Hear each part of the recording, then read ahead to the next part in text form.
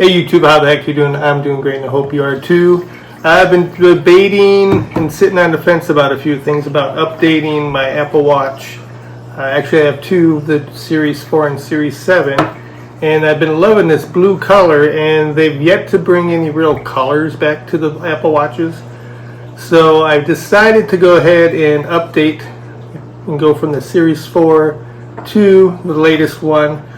Still staying within the small frame because I don't have the biggest wrists in the world.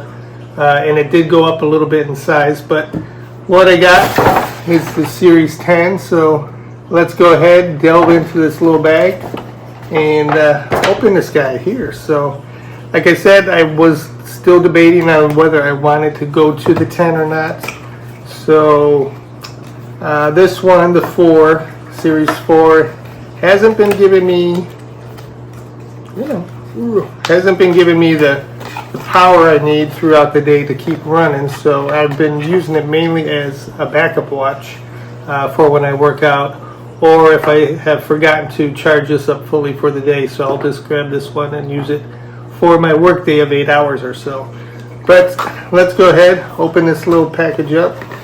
Here we have the Apple Watch Series 10. I got the smaller version, which would be the 42 or 42, and I got it in the glossy black. So we're going to look at that in a second. But the other thing I've changed up was the band that I do. Most of the bands have been the rubber or vinyl sport straps, but I wanted to do a little different on this one too, so I did go up and do the sport loop one.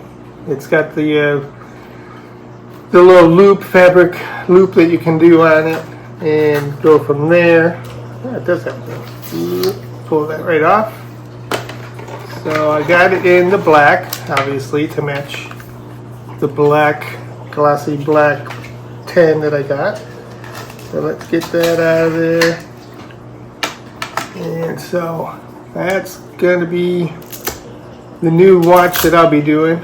Watch band on my Series 10, and I could probably swap it to the 7 that I have in the blue, but gives you a little instruction there on how to insert it, slide it into the watch and then loop it up, and magnetically it adheres, and it looks like it's got Velcro actually, so it's not magnetic, it's Velcro, but it should be comfortable on the wrist. This sometimes will get sweaty or hot. But let's go to the main event here, and let's see what we got in the Apple Watch 10, and just do a quick look, do a comparison to the 7 and the 4. It's supposed to be thinner, it's supposed to be a bigger dial. So there it is. Usually it's encased in a little slip sleeve there off to the side, and then on here you got your standard charging cable. It looks like you got in there. Kind of opens up so you can set your watch on that. I'll probably leave that in there and use it down the road if I go ahead and trade this in, or someone wants to buy this watch. So I'll leave that all together, and then underneath even more, just a little warranty and general legal jargon that they do. But here it is.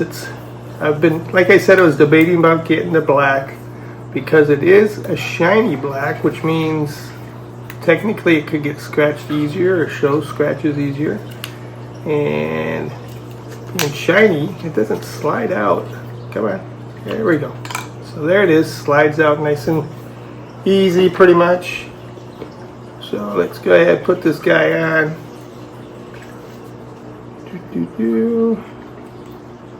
And I've been, like I said, I didn't really need to. I typically don't. If you've noticed, I haven't upgraded too often on the other ones. I had the 4.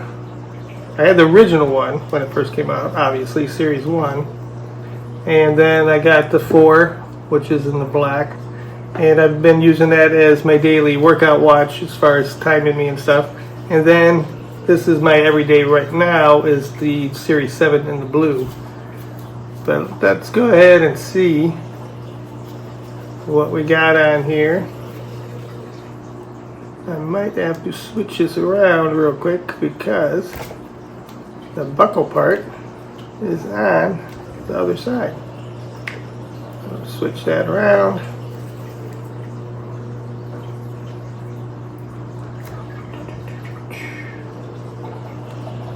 That's what happens when you're not paying attention and you're doing something else on the video. I had put it on the wrong way. So there you go. I'll slip it on next to the blue one. Come on. And first off, I can tell it definitely does sit lower. It does sit lower on the wrist. Definitely a bigger watch. Let's see if I can start pairing. I'm not going to be able to pair it and set it up yet, but I do like, it's not that much bigger physically, but I can tell just by the way the screen and what's going on the screen, it does give it a bigger view on that. So let's back that up a little. I can tell it's definitely going to be a bigger display compared to number 7. And then obviously number 4 was even smaller. I think it was started at a 40. So you can definitely see it's got the little pairing thing to doing this stuff right now. So